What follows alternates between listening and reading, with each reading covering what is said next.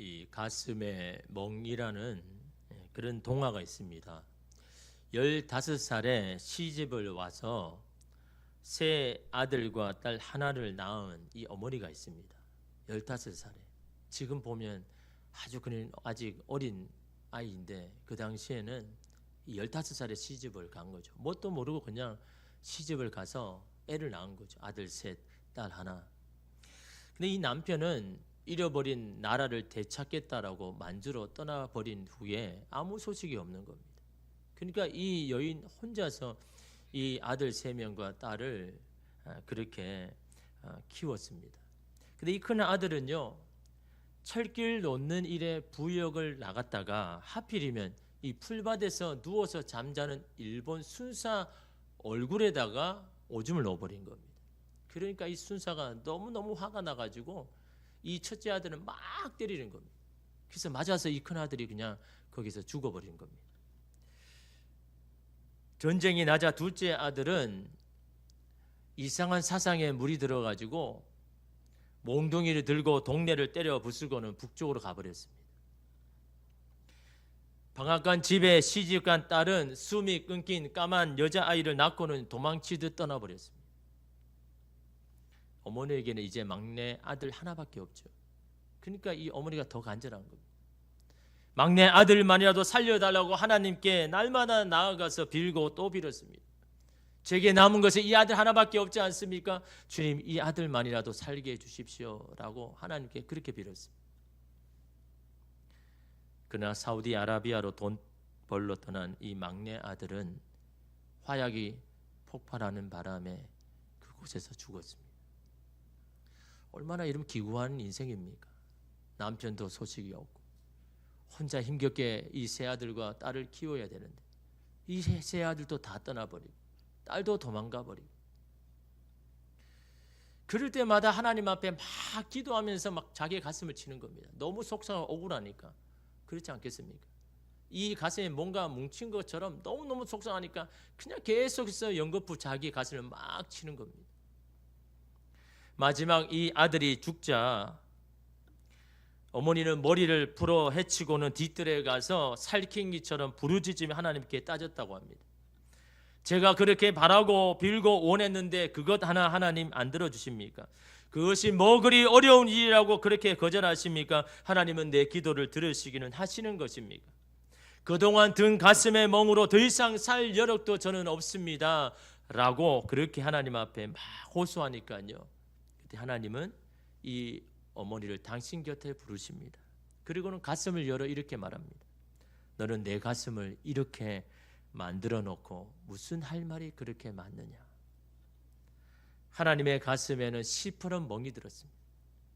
그 가슴에 멍을 보자 이 여인은 아무 말도 하지 못하고 계속 가슴에 이 멍을 가슴을 쳤다라는 그런 이야기로 끝납니다. 사람은 본시 여러분 그렇잖아요. 자신의 멍밖에 안 보입니다. 자신의 멍이 제일 크게 이름 다가옵니다. 우리도 누군가에게 가슴에 멍을 지게 할 때도 얼마나 많습니까? 그럼에도 불구하고 여러분 오늘 우리의 가슴에 멍에만 억울해하고 속상해하고 그렇지 않습니까?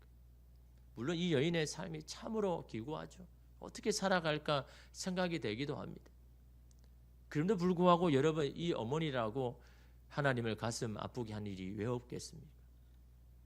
우리도 하나님께 종종 실망 여러분 할 때가 있지만 우리가 하나님을 실망시킬 때가 더 많잖아요.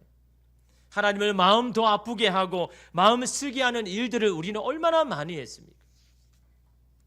우리는 하나님께 실망할 때마다 어떻게 합니까? 하나님에 대한 기대를 접고 마음을 닫을 때가 얼마나 많습니까? 그러나 하나님은 우리에게 실망하셔도 여전히 우리 곁에 계신다는 사실입니다. 왜 그럴까요? 왜 하나님은 우리와 무엇이 다른 걸까요? 우리는 사람이 실망하면요 마음을 닫고 떠나버리는데 왜 하나님은 우리에게 실망하셔서 계속해서 그 자리에 여러분 우리 곁에 계시는 것일까요?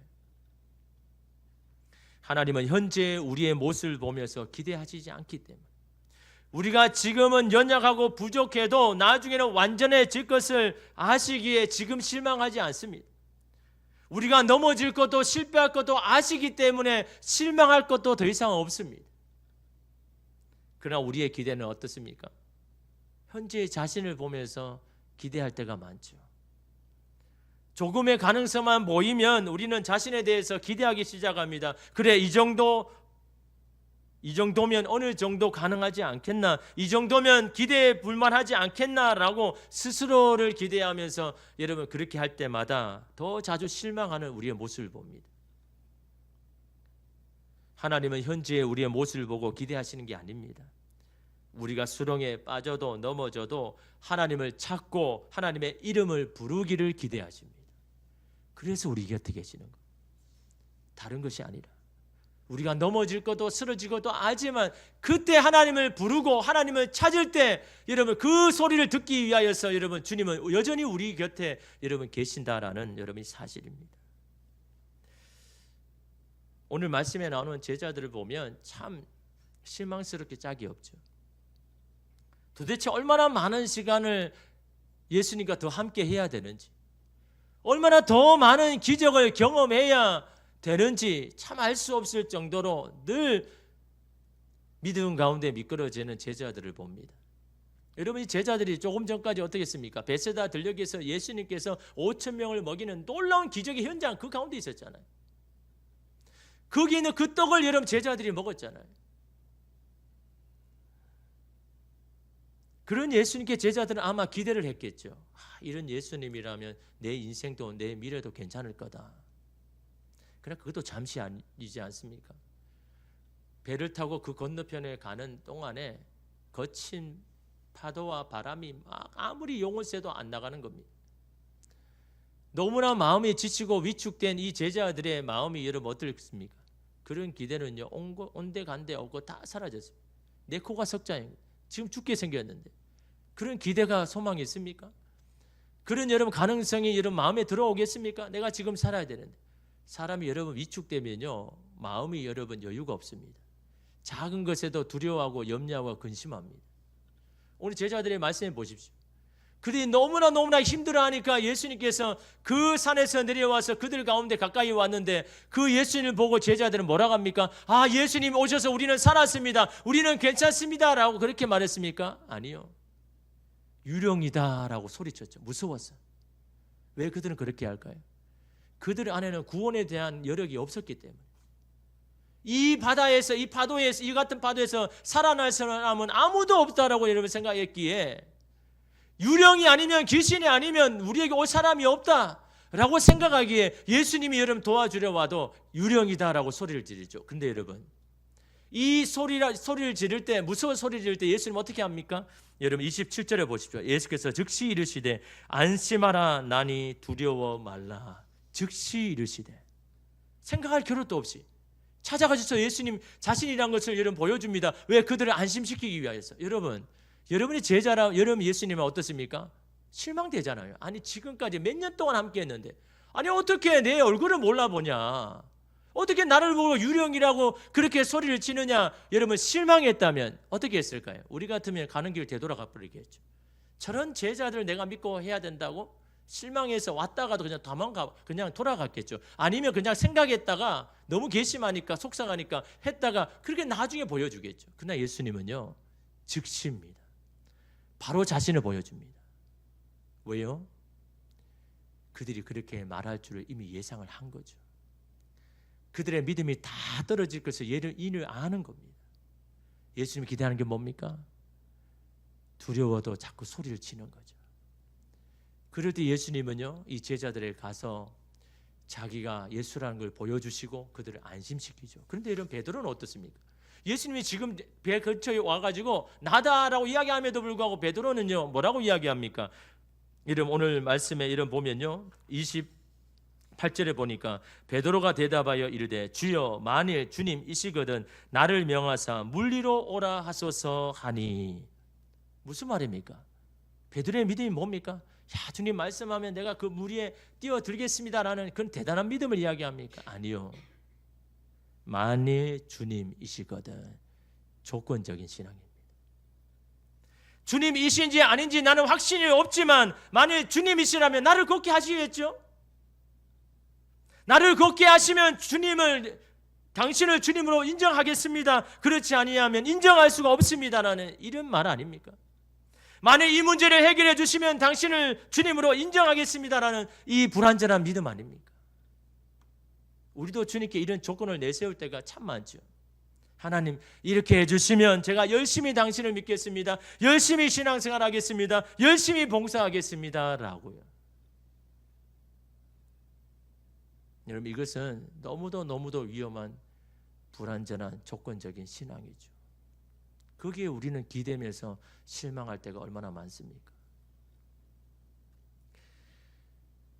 이런 조건을 걸리며 믿겠다는 베드로에게 예수님 뭐라고 합니까? 29절에 보니까요. 오라 하시니 베드로가 배에서 내려 물 위로 걸어서 예수께로 가되. 예수님께서는 여러분 베드로가 물에 빠질 것을 몰랐을까요? 저렇게 말하니까 베드로가 정말 걸으면 대단한 믿음 가질 거라고 믿고 베드로 오라고 이야기할까요? 베드로가 실패할 것을 아셨습니다. 빠질 것을 알았습니다. 그럼에도 불구하고 왜 오라고 이야기할까요? 야, 너 그런 불완전한 믿음 어떻게 이 무리를 걷는다고? 야, 너 그거 포기해 라고 예수님 하십니까? 그럼에도 불구하고 실패할 걸 알면서 자꾸 부르시죠. 오라 라고 이야기하죠. 왜 그럴까요? 왜 그렇게 말씀하시는 걸까요?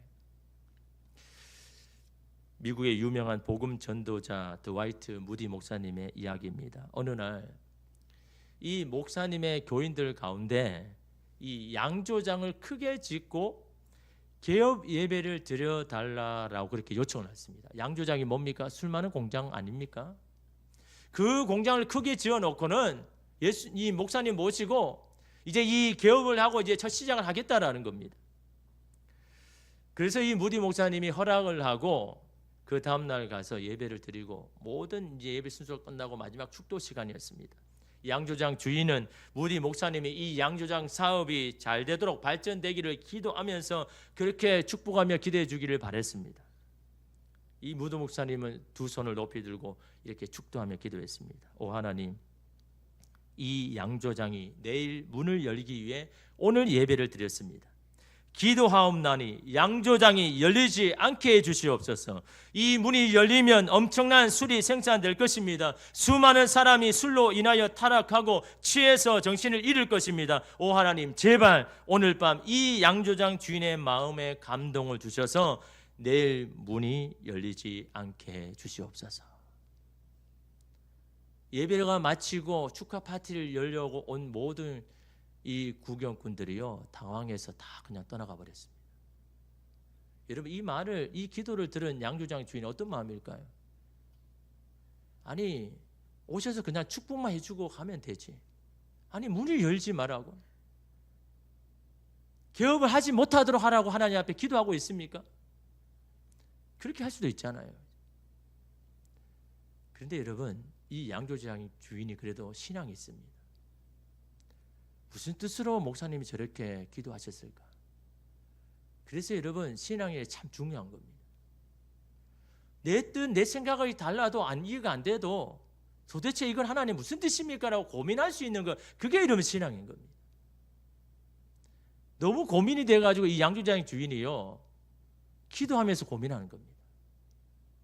정말 이 일이 하나님 원하지 않는 일인가? 그 원하지 않는 일을 내가 해야 되는가? 깊은 고민 가운데 기도 가운데 있었습니다. 그렇지 않겠습니까? 내일 개업하기 위해서 지금까지 다 돈을 들여가지고 공장도 세우고 시설도 다 완치해놨는데 그 문을 내일 그냥 닫아야 된다고 생각하면 여러분 어떻습니까? 하나님 그렇게 뜻해도 저는 그냥 밀고 붙이겠습니다. 내가 지금 투자한 게 얼마인데 내가 그냥 손해봐야 됩니까? 그런 인간적인 생각 왜 안 생기게 할까요?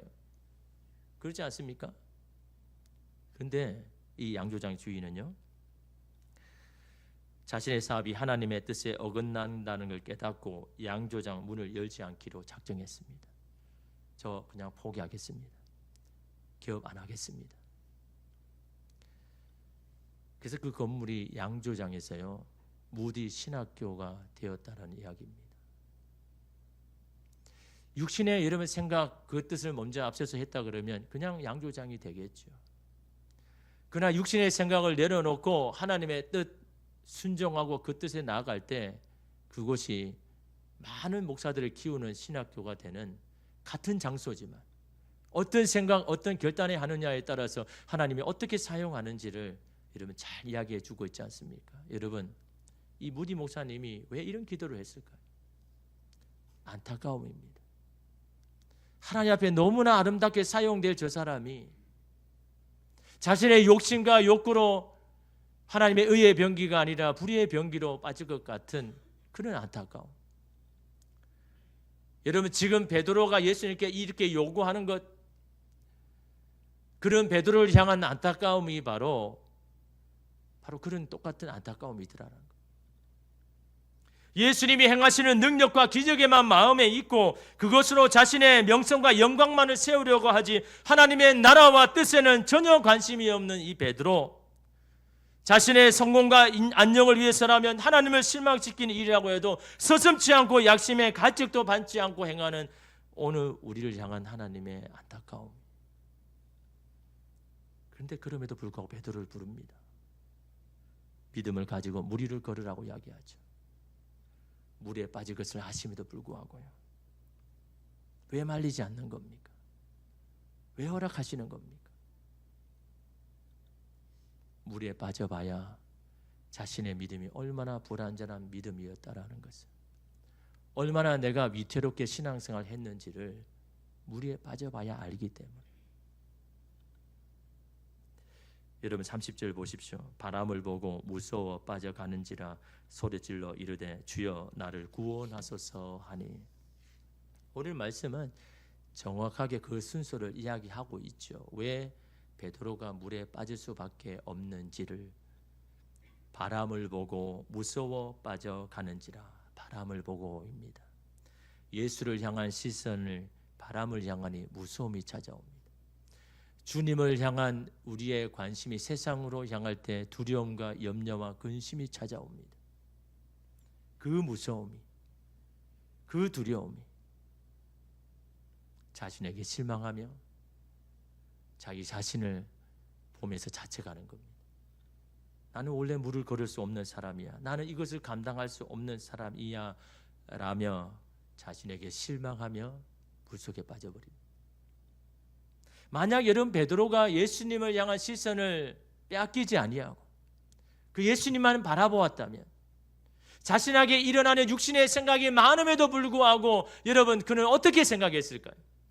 나는 그렇게 할 수 없지만 예수님이 나를 부르시잖아. 예수님이 오라고 하셨을 때는 예수님이 이것을 가능하게 하여 주실 거야. 나는 연약하지만 내 앞에 계신 예수님은 여전히 물 위에 계실 만큼 전능하신 분 아니냐 라며 함께 하시는 예수님에 대한 믿음 가지고 그 물을 계속 걸어갔겠죠. 여러분, 오늘 우리는 베드로를 너무나 많이 닮았습니다. 굉장히 믿음이 있는 것 같지만 너무도 쉽게 무엇에 집중해야 하는지를 놓쳐버리고 맙니다. 이런 우리는 힘들 때마다 주님이 아닌 주변을 바라봅니다. 내 감정을 먼저 바라봅니다. 내 속상한 것만 먼저 바라봅니다. 우리의 삶에 깨어진 부분만을 바라보며 실망합니다. 나는 하나님이 말씀하신 대로 살아갈 능력도 힘도 자격이 없는 사람이야. 나는 매번 그래왔잖아. 나는 안 되는가 봐. 스스로에게 실망합니다. 나는 아무것도 할 수 없다고 속삭이는 것들에 온통 시선을 빼앗긴 채 깊은 수렁에 빠져버리는, 우리를 위해 그 모든 것을 행하신 주님을 다 잊어버리고 물속에 빠져버리는 오늘 우리의 모습 아닙니까? 그런 우리에게 성경은 뭐라고 이야기합니까? 빌립보서 4장 13절에 내게 능력 주시는 자 안에서 내가 모든 것을 할 수 있느니라. 나는 할 수 없지만 내게 능력을 주셔서 나로 하게 하신 주님 안에 있는 나는, 주님의 시선에서 빼앗기지 아니하는 나는 할 수 있다라는 이런 그런 고백 아닙니까? 왜 내 육신의 소리에 자꾸 귀를 기울입니까? 왜 그 소리에 믿음을 내어 던집니까? 성경에서 말씀하시는 말씀에 귀를 기울여야죠. 내가 할 수 있는지 없는지 마음에 두지 말고 내가 주님 안에 있는지, 내가 주님 안에 붙들고 있는지, 주님께만 시선을 고정하고 있는지, 아니면 세상과 사람을 향하여서 우리의 시선을 돌리고 있는지, 여러분 그것을 점검해야죠. 그런데 여러분, 이 사건의 핵심은요, 베드로가 물을 걷고 있다, 물에 빠졌다라는 게 아닙니다. 이 사건의 핵심이 뭡니까? 물에 빠진 베드로 그 옆에 예수님이 계신다는 사실이요. 이게 이 사건의 핵심인 겁니다. 베드로의 이 불완전한 믿음 우리에게 소개하려고 여러분 그렇게 이야기할까요? 베드로도 그렇지만 오늘 우리도 날마다 우리의 믿음이 있었다도 없어졌다고 하지 않습니까? 우리의 믿음이 대단한 것 같지만 어떤 때는 믿음이 하나도 없는 것처럼 할 수밖에 없는 불완전한 믿음 우리가 가지고 살아가지 않습니까? 그런 믿음에 예수님이 기대하실까요? 여러분, 오늘 이 사건은요, 우리가 살아가면서 수렁에 빠져도 무속에 빠져도 그 옆에 나를 구원하시고 나를 건져주실 주님이 그 옆에 계신다는 이 사실을 베드로가 깨달아야 되는 겁니다. 나의 확신에 찬, 내 육신에 찬 확신에 찬 믿음 의지하지 말고 그 옆에 계시는 그 주님이 여전히 계신다라는 것, 나를 살려달라고 부르짖을 때 예수님이 어떻게 하십니까? 여러분 31절 보십시오. 예수께서 즉시 손을 내밀어 그를 붙잡으시며 이르시되 믿음이 작은 자여 왜 의심하였느냐. 즉시 손을 내밀어. 여러분 그 앞에도 그렇잖아요. 유령이다 너무 무서워가지고 소리칠 때 그 즉시 예수님께서 여러분 그 자제아들에게 자기를 보여주신 것처럼 즉시 하나님 그 베드로가 빠진 그 베드로를 붙들고 있지 않습니까? 왜요? 베드로가 빠질 것을 몰랐을까 그렇게 합니까? 빠질 것을 아시죠. 빠졌지만 나를 찾고 나의 이름을 부르고 나를 부르짖기를 기대하고 기다리고 계셨기에 주여 나를 구원하소서라는 그 말에 즉시 베드로의 손을 붙잡았습니다. 베드로가 잘하는 게 뭡니까? 믿음이 없어도 의심해도 여기에서 나를 구원하실 분은 주님이시다라는 이 분명한 사실만은 이 베드로는 알았기 때문에, 여기에서 나를 구원하실 분은 주님뿐이라는 이 한 가지만은 베드로는 알았기 때문에 여러분 주님께 부르짖었지 않습니까? 여러분 신앙은요 한 가지만 잘해도 됩니다. 뭐 여러 가지 많이 안 해도 괜찮습니다. 물에 빠져도 주님을 부르면 되는 겁니다. 주님을 찾으면 되는 겁니다. 그러기 위해서 주님이 우리 옆에 계시잖아요. 임마누엘 하나님, 세상 끝날까지 내가 너와 함께 하겠다 약속하신 하나님, 그 하나님이 여러분의 곁에 계시는데 우리는 다른 것에 자꾸 이 마음이 빼앗기고 내가 넘어지고 빠지는 것만 실망하고 해서 그 옆에 계시는 주님을 잊어버리고 있지 않습니까? 여러분 베드로가 믿음이 없는 게 아니죠. 믿음이 작은 자여라고 이야기를 합니다. 베드로의 믿음은 배에서 나갈 정도의 충분한 믿음인지는 몰라도 그 성난 파도 가운데 자기의 믿음을 지킬 만한 그렇게 충분한 믿음은 아니었다라는 거죠. 그 성난 파도에도 우리의 믿음을 지킬 수 있는 건 다른 게 아닙니다. 오늘 저와 여러분을 떠나지 아니하는 그 주님은 날마다 확인하는 겁니다. 기억하는 겁니다.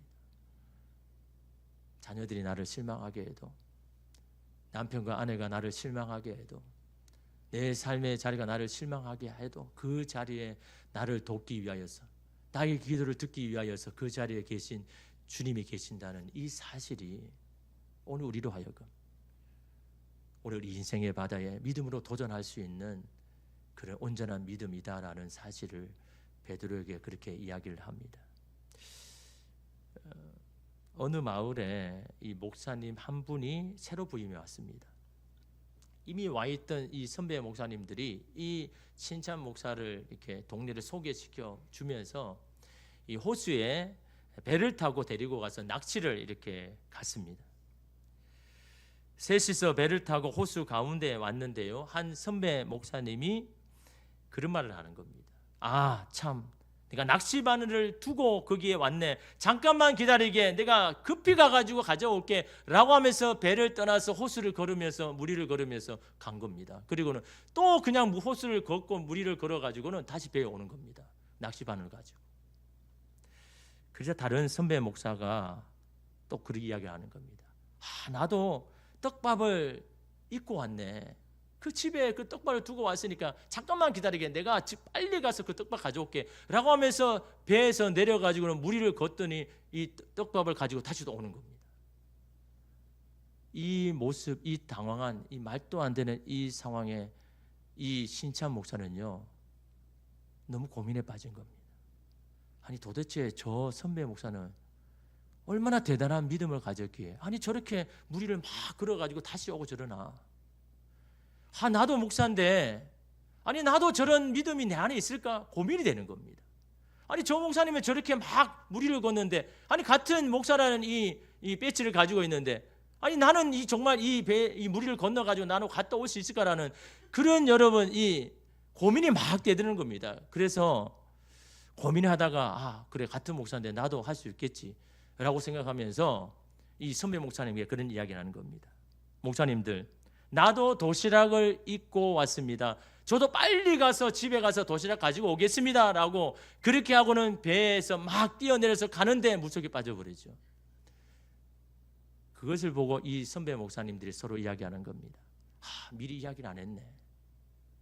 이쪽이 아니라 이쪽에 보이지 않지만 바위로 길을 만들어 놓은 곳이 있는데 그걸 이야기하지 못했네.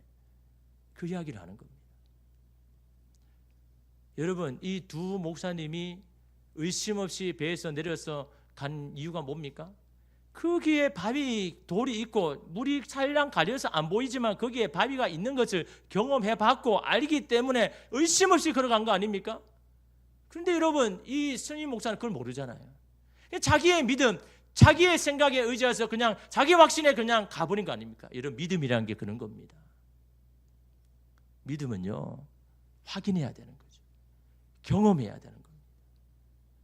경험할 때 두려움하지 않습니다. 이런 상황에 하나님이 나를 도와주셨다라는 그 경험을 한 사람은요 그 다음에는요 그냥 의심 없이 그 일을 합니다. 왜? 그때도 동일하게 하나님 나를 도와주실 것이니까. 그 바위길을 발견한 그 목사님은 여러분 주저합니까? 의심합니까? 그냥 배에서 내립니다. 왜? 그 바위가 나를 안전하게 해줄 걸 아니까, 이미 경험해 봤으니까. 베드로를 왜 오라고 하시는 걸까요? 물에 빠질 것을 알면도 불구하고 물에 빠졌을 때 너를 건져주고 너를 도와줄 사람이 누구인지를 똑똑히 베드로에게 알려주기 위하여서 내가 거기 옆에 있지 않느냐. 네가 부를 때 내가 즉시 달려가서 너를 도와줄 것이니 나를 부르짖어라. 나를 찾아라. 그거 위해서 내가 너 옆에 있지 않느냐라고 이런 베드로에게 말씀합니다. 그 믿음이 있다면요 주님이 우리를 성난 파도 가운데 이끌다 할지라도, 폭풍이 치는 그곳에 우리를 이끄신다 할지라도 우리는 두려워하지 않을 것입니다. 거기에도 주님 계시니까요. 거기에도 주님이 우리를 도와주실 것이니, 여러분 오늘 이 믿음 오늘 우리도 가지고 오늘 세상 가운데 인생의 바다 가운데 우리에게 믿음으로 도전하며 믿음을 가지고 다시 나아가라고 하시는 주님의 그 음성에 순종하며 여러분의 인생의 길 믿음으로 하나님의 살아계심을 경험하는 저와 여러분 되시기를 주님의 이름으로 축복합니다. 기도하겠습니다. 주님,